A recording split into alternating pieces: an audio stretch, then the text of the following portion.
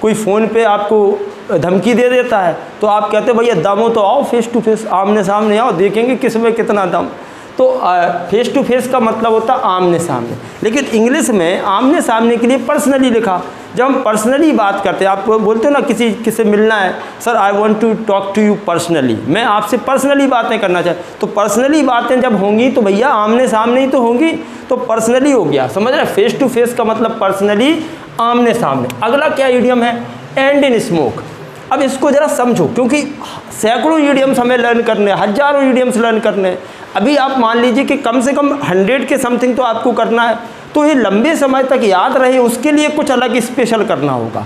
आप आज सीख जाओगे, कुछ दिनों में भूल जाओगे। तो ट्रिक क्या लगाना है, एंड का मतलब किसी चीज़ का मतलब ही है समाप्त होना, और इन स्मोक धुआं में कोई चीज़ समाप्त हो रही। अब अगर आप धुआं उड़ा रहे हो और उसको देख रहे हो कितनी दूर तक जा रहा है, और जैसे जो लोग सुट्टा मारते हैं उनका धुआं दिख रहा, अब वो धुआं कितनी दूर तक जाएगा, कुछ देर बाद धुआं दिखना बंद हो जाएगा, एनवायरनमेंट में समाप्त हो जाएगा। तो इसका मतलब क्या हो रहा है, एंड इन स्मोक, यानी कि टू एंड इन नथिंग, इसका अंत नथिंग ही होगा, उससे कोई फ़ायदा थोड़ी होगा कि धुएं के छल्ले तो थोड़ी देर दिखेंगे लेकिन गायब हो गए। तो एंड इन स्मोक आपको लॉजिक लगाना, एंड का मतलब समाप्त होना, इन स्मोक धुआं समाप्त हो जाना, यानी कि टू एंड इन नथिंग असफल हो जाना। यानी कि अगर कोई व्यक्ति लाइफ में कोई काम करते वक्त सफल ना हो करके असफल हो गया तो हम क्या इडियम यूज करेंगे, end in smoke, to end in nothing, इसका मतलब है असफल होना।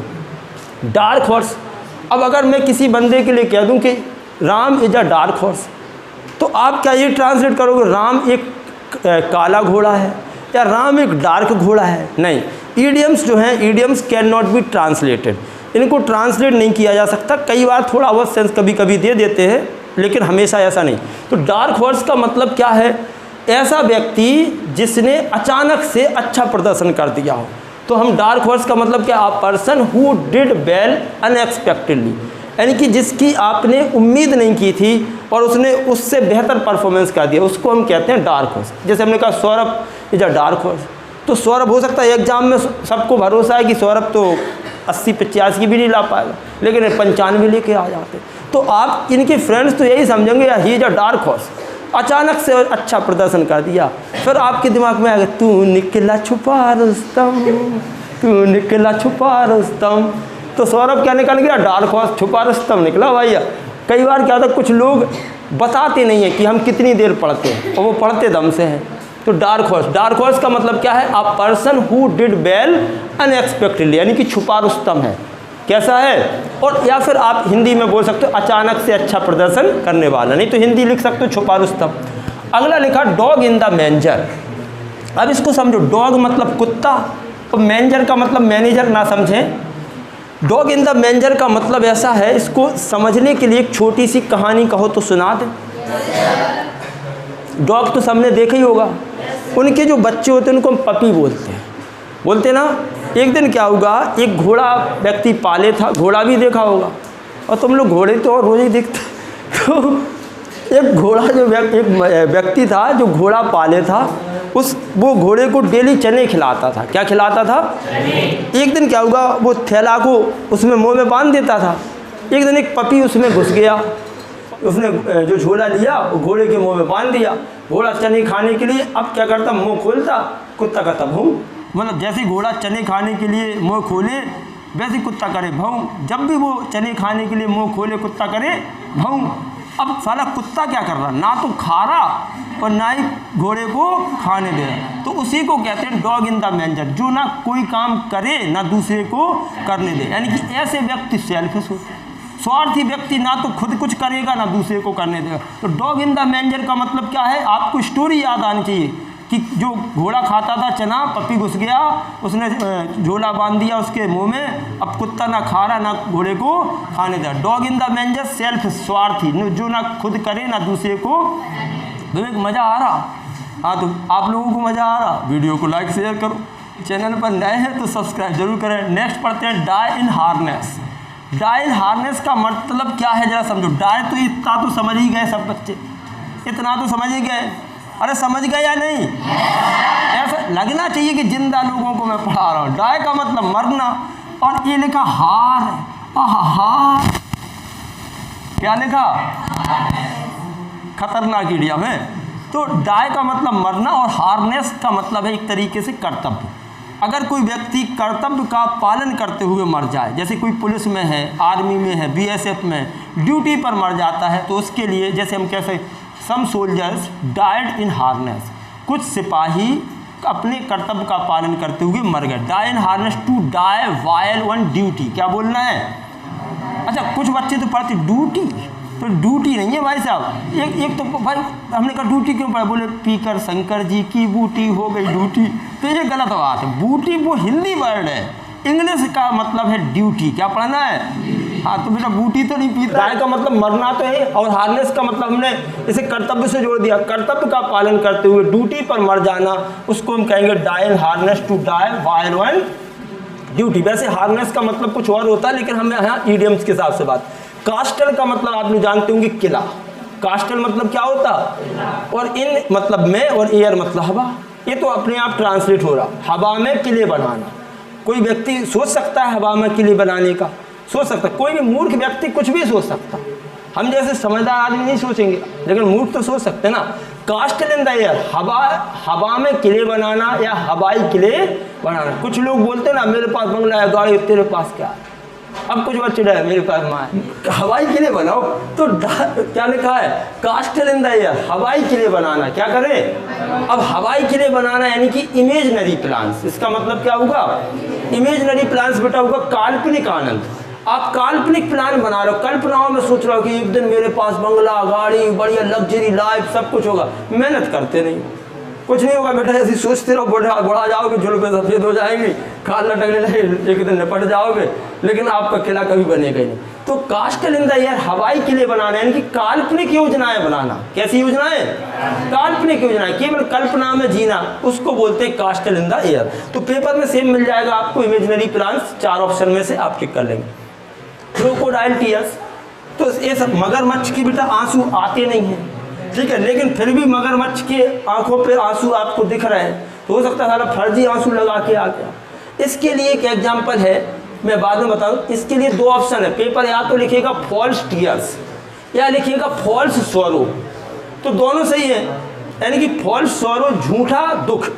फॉल्स सॉरो का मतलब क्या? झूठा दुख। जैसे आपने देखा होगा, जैसे कोई सौतेली माँ है या कोई भी इस तरीके का व्यक्ति है और उसकी डेथ हो जाती है, उसके बेटे की या किसी और की, तो वहाँ पर 1 आध 2 लोग ऐसे भी पहुँच जाते हैं जो जोर जोर से बहुत भयंकर चिल्ला के रोते हैं, लेकिन उन्हें अंदर से कोई गम नहीं है, कोई दुख नहीं है। तो वे कैसे आंसू बहा रहे?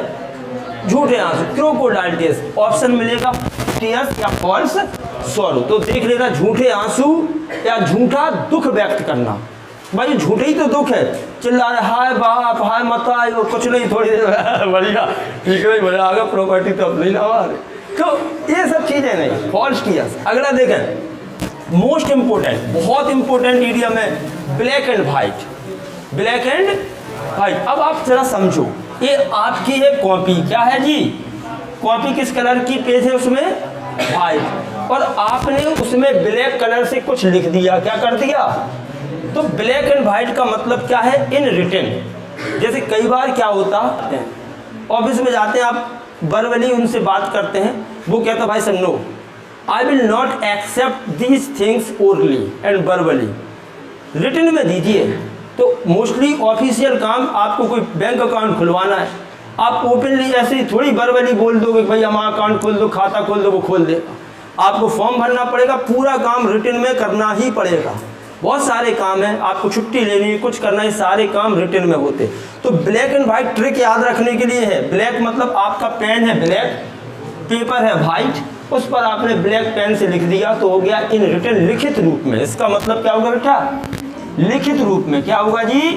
लिखित रूप। ब्लैक एंड वाइट का मतलब क्या है? लिखित रूप में। ब्लैक एंड वाइट लिखित रूप में, इन रिटन क्या हो जाएगा? अगला बहुत इंपॉर्टेंट, ये दोनों ही बहुत इंपॉर्टेंट है, by leaps and bounds.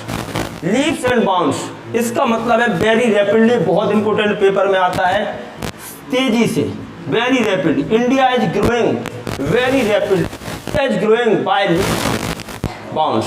India is growing by leaps and bounds, India is making progress by leaps and bounds very rapidly. चलो एक बार इनको रिवाइज करते हैं। फेस टू फेस का मतलब क्या है? पर्सनली। और and in smoke, dark horse, dog in the मेंजर, story क्या है? कुत्ते वाली, कुत्ता पपी वाली। डाई इन हार्नेस, हाँ हिंदी लिखना हो तो लिख लिया करो, कर्तव्य पालन करते हुए मरना। कास्टल in the air, imaginary plan, काल्पनिक योजनाएं बनाना। कल्पना में जैसे डोली दीदी भी हमारी कल्पनाएं बहुत कुछ करती होंगी, लेकिन धरातल पे कुछ नहीं है, सिर्फ चल रही है। बोल तुम भी तो नहीं करती हो? कभी कभी तुम्हारे दिमाग में भी आता कि अपन चलो काजल और दोनों साथ में चलेंगे, फिर करेंगे दम मारो दम, क्रोकोडाइल टीयर। हाँ कुछ आज के लड़कियां कम थोड़ी है। अरे वे तो कहती लव शैम्पेन। अच्छा आजकल सब कुछ पॉसिबल है आजकल। हाँ लेकिन क्रोकोडाइल टीयर्स, क्रोकोडाइल टीयर्स क्या है? फॉल्स टीयर्स या false sorrow. Black and white याद रखना बहुत इंपॉर्टेंट है। इन रिटन, लिखित रूप में, हिंदी लिखना है तो लिख लो लिखित रूप में। बाय लीव्स एंड बाउंड्स भी इंपॉर्टेंट है। वेरी रैपिडली, शीघ्रता से, तेजी से। अगर मैं किसी इंसान से कहूँ you are a black sheep, तो ये थोड़ी मतलब हो सकता है कि तुम एक काली भेड़ हो। क्यों विशाल? ये तो हो नहीं सकता। अब तुम काली भेड़ कैसे हो सकते? तुम तो एक अच्छे इंसान हो, काली भेड़ नहीं। यहाँ का इसका मतलब क्या होगा? You are a black sheep, Tom is a black sheep. इसका मतलब है कि तुम एक निकम्मे व्यक्ति हो, निठल्ले हो, दिन भर बैठे रहते, काम धाम नहीं करते। ऐसा कोई व्यक्ति जो कोई काम वाम नहीं करता, दिन भर बैठा रहता, और जो दिन भर बैठा रहेगा वो दूसरों की बुराइयाँ गिनाता रहेगा, उसके हजारों बता देगा और अपने आप को बिल्कुल तो ब्लैक शीप का मतलब होता है निकम्मा व्यक्ति। यहाँ लिखा ना अनडिजायरेबल पर्सन, आप चाहें तो लिख सकते हो निकम्मा व्यक्ति, इसको बोलते हैं ब्लैक शीप। वो अब यहाँ देखो, बोन का मतलब है हड्डी और कंटेंशन का मतलब है झगड़ा। कंटेंशन का मतलब क्या है? झगड़ा। आपने दो कुत्तों को देखो, कुत्ता, कोई भी कुत्ता हड्डी नहीं खाता, लेकिन अगर उन्हें हड्डी का टुकड़ा दिख जाए तो हड्डी को उठा के ले जाएंगे, सारे सब के सब लड़ेंगे। खाएगा कोई नहीं लेकिन लड़ेंगे। तो वो बोन उन कुत्तों के बीच में किसकी जड़ बन गई? हाँ, तो बोन ऑफ कंटेंशन, झगड़े की जड़। वो ऑप्शन दिया होगा कॉज ऑफ क्वारल। क्या दिया होगा? अच्छा अब मान के चलो, ध्यान से समझना, पेपर क्या कर सकता हो सकता है यहाँ लिख दे रीजन ऑफ क्वारल। अब तुम्हारी बुद्धि भड़बड़ाने लगी, तुम्हारा दिमाग खड़ जाने, क्या बोले अब जाने का हो गया, सर ने पढ़ा था कॉज ऑफ क्वारल, जो तो लिख रहे हो रीजन। तो आप इख्तियार अकल रखो, यानी कि रीजन ऑफ क्वारल झगड़े का कारण, कॉज ऑफ क्वारल, कॉज का मतलब भी कारण ही है, तो रीजन हो चाहे कॉज हो, है तो झगड़े का कारण। तो आपको देखना है कॉज ऑफ क्वारल या फिर रीजन ऑफ क्वारल। अगला लिखा an apple of discord. Discord का मतलब भी झगड़ा होता। अब यहाँ समझो, एपल, अगर एक एपल है, अब आपके घर में आप दो भाई बहन हो, दो भाई या तीन भाई हो, और एक एपल है। अब एक एपल क्या बनेगा? झगड़े की जड़ ही तो बनेगा भाई। सबको एक एक नहीं मिलेगा तब तक सबका मजा नहीं आएगा। तो an apple of discord, discord का मतलब याद रखना झगड़ा, और एक एपल है, सबको खाना एक ही एक है, तो वो एपल बन गया झगड़े की जड़, यानी कि कॉज ऑफ क्वारल या रीजन ऑफ क्वारल। ठीक है, एक ही बात है। अगला लिखा बैग एंड बैगेज। अभी कुछ बच्चे ऐसे होंगे जो अपने झांसी शहर में पढ़ने के लिए आए होंगे किसी गांव से, वो पढ़ाई कर रहे हैं, स्कूल में नाम वहीं लिखा है। अब जैसे ही पेपर की तैयारी, मतलब जब जैसे ही पेपर नज़दीक आ जाएंगे और हम लोग बैच बंद कर देंगे, तो भी क्या करेंगे? Bag and baggage. जैसे मान चलो somebody reached, somebody left Jhansi bag and baggage. ध्यान रखना, विद नहीं लगाना, ये तो अपने आप में कंप्लीट। somebody या Sunita left Jhansi bag and baggage, Munni left Jhansi bag and baggage, Chunni left Jhansi bag and baggage. ठीक है, Chandni left Jhansi bag and. तो इसने क्या किया? चांदनी ने झांसी छोड़ दिया बोरिया बिस्तर के साथ। सब आपने देखा हो, जब भी कोई कमरा छोड़ता किराए से लेता तो वो ये कि बल्ब भी खींच लेगा, कई बार अगर उसने होल्डर लगाया तो होल्डर भी ले जाएगा, सब बिल्कुल ले जाए। बैग एंड बैगेज, बोरिया बिस्तर के साथ हर चीज को लेके चला है। तो बैग एंड बैगेज का मतलब ही होता बोरिया बिस्तर के साथ। तो ये पेपर दो तरीके से दे सकता है, या तो लिखेगा with all belongings. With all belongings का मतलब क्या है? बोरिया बिस्तर के, हाँ बोरिया बिस्तर के साथ सब बटोर ले जाओ, या फिर कंप्लीटली कह दो बीट अबाउट द बुश। ये बहुत खतरनाक है। कुछ लोग होते हैं कि वो डायरेक्टली बात नहीं करते हैं, उनसे पूछे भाई, जैसे मैंने कहा बेटा फीस कब तक आ जाए, तो आपको कहना है कि सर 15 तारीख तक, 20 तारीख तक, 25 तारीख। अब मान लो एक एग्जाम्पल है, आपको यही कहना चाहिए था सर, मैंने तो सिर्फ सिंपल सा पूछा बेटा आपकी फ़ीस कब तक जमा करोगे, कर देंगे सर।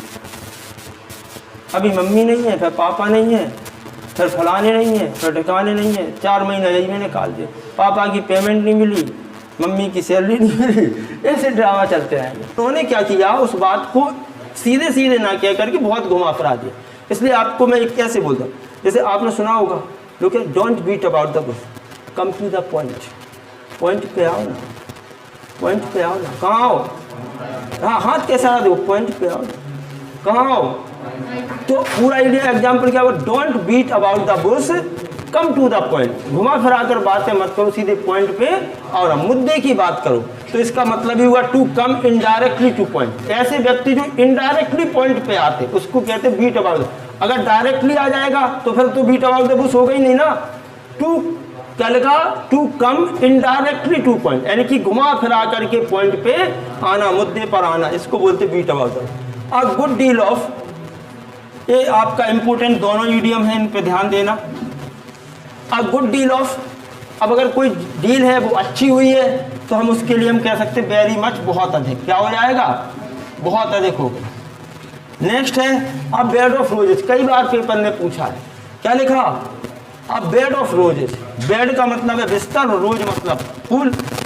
अब गुलाब के फूलों के अगर बिस्तर बने हों, आरामदायक होंगे, मजेदार होंगे कि नहीं। लेकिन ध्यान रखना, मैं एग्जाम्पल क्या कह रहा हूँ, the work of DM is not a bed of roses, the post of DM is not a bed of roses. DM का जो पद है वो बहुत आरामदायक नहीं है। मैं नोट लगा दिया, ये सच बात। अब बेड ऑफ रोजेस का मतलब होता है फूलों की सेज। किसकी सेज, हाँ फूलों की सेज। फूलों के बिस्तर तो बड़े आरामदायक होंगे।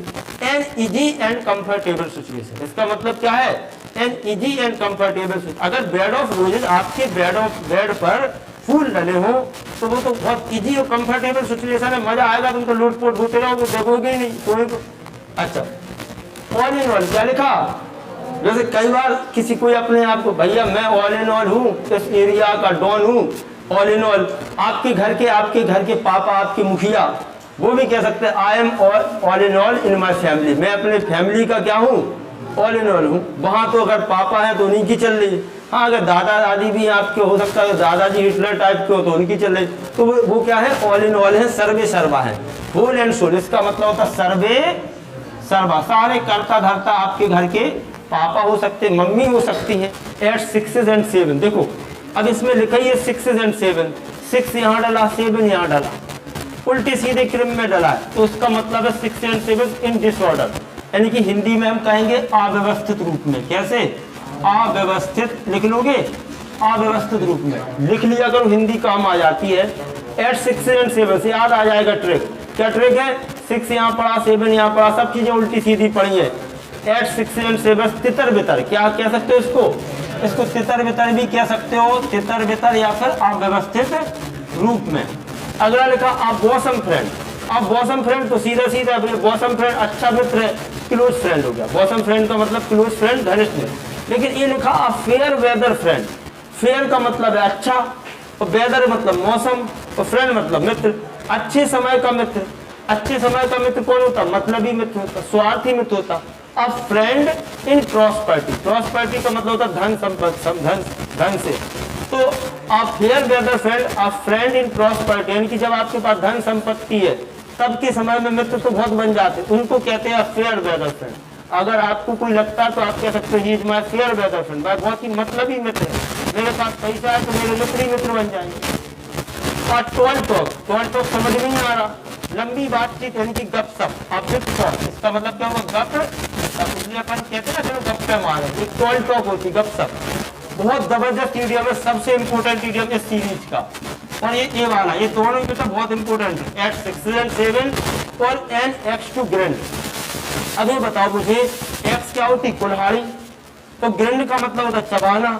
अगर तुम किसी इंसान से कहो कुल्हाड़ी चबाओ, और वो कुल्हाड़ी चबाने के लिए तैयार हो जाए, तो इसका मतलब क्या होगा कि वो ऐसे कोई कुल्हाड़ी चबाने के लिए तैयार नहीं होगा, उसका कोई काम बता इसलिए सब कर लेगा। जब तक उसका काम नहीं बना तब तक वो कुल्हाड़ी का कुल्हाड़ा सब चबा लेगा, जैसे ही बन जाएगा फिर भाग जाएगा।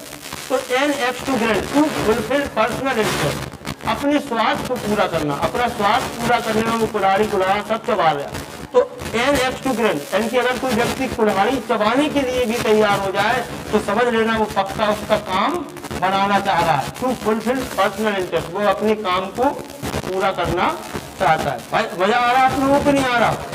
आप लोगों को भी आ रहा ना? तो आपको मालूम है करना क्या है, कुछ खास नहीं करना, बस वीडियो को लाइक शेयर करना है, न्यू है तो चैनल को सब्सक्राइब करना है। इसके बाद एड डैगर्स ड्रॉन, खींचना, और डैगर्स का मतलब होता है तलवार। अब ये बताओ, जैसे ये तलवारें लोगों ने खींच ली हैं, तो तलवारें खींचने का मतलब क्या? अगर दो लोग एक दूसरे को जैसे ही देखते हो तलवारें खींच लेते हैं तो वे मित्र तो होंगे नहीं, दुश्मन होंगे। इसका मतलब है बिटरली हॉस्टाइल, या फिर आप कह सकते हो ओपन एनिमिटी। क्या कह सकते हो? इसमें आप चाहो तो पेपर में ये भी आ सकता, ओपन एनिमिटी, इसलिए इसको भी लिख लेना। ओपन एनिमिटी का मतलब है खुले दुश्मन है, जैसे ही एक दूसरे को देखते हैं तुरंत लड़ने लगते हैं, उसको हम कह सकते हैं एट डैगर्स ड्रॉन, खुले दुश्मन या बिटरली हॉस्टाइल, ऑप्शन पे डिपेंड करेगा। एप्पल पाई ऑर्डर, अब आप बताओ किसी बंदे ने एप्पल को, ये है एप्पल, क्या है ये एप्पल्स हैं, उसने एप्पल को बहुत क्रीम से लगाया है, तो इसका मतलब क्या होगा? एप्पल पाई ऑर्डर यानी कि इन ऑर्डर का मतलब व्यवस्थित रूप में। आपने देखा होगा सेव वाला जो सेव बेचता है बढ़िया सजा के पूरे लगा देता है। एप्पल पाई ऑर्डर, उसने एप्पल को क्रीम से लगा रखा है, और आप उल्टे सीधे जब खरीदते हो तो वो अपने हिसाब से देता है, और तुमने यहाँ वहाँ हाथ डालोगे तो बाबू नहीं दे रहे। तो एप्पल पाई ऑर्डर यानी कि इसका मतलब किसी चीज को क्रीम से लगाना। इसका मतलब ये नहीं कि एप्पल ही को क्रीम से लगाना, कोई भी चीज क्रीम से लगाना उसको हम कह सकते हैं apple pie order. At random, irregularly, at random क्या है भाई? अनियमित रूप से। एट रैंडम, कोई भी काम आप रैंडमली करते हैं और पहले से सोच विचार के नहीं करते तो वो काम कैसा हो जाएगा? इर्रेगुलरली होगा, अनियमित रूप से होगा। इंपोर्टेंट इडियम है, बहुत इंपोर्टेंट है। एट द 11th आवर, हम सबको मालूम है एक दिन में 12 घंटे होते हैं। मान के चलो पेपर चल रहा है, इंटरमीडिएट के पेपर है, किसी एक बच्चे के पास पेपर आ गया और उसको मालूम है कि आपका पेपर कितने बजे से शुरू होता है, इंटर का 2 बजे से शुरू होता। अब उसने क्या किया, तो उसने सोचा कि हो सकता मेरे दोस्त को पता ना चल जाए, इसलिए वो 1 बजे कहता कि यार मेरे पास तो पेपर आ गया, तुम्हें चाहिए क्या? अब तुम बताओ 1 घंटे में तुम सेंटर पे जाके पेपर देने जाओ या पेपर को पहले पढ़ोगे, देखोगे कि क्या आया क्या नहीं आया?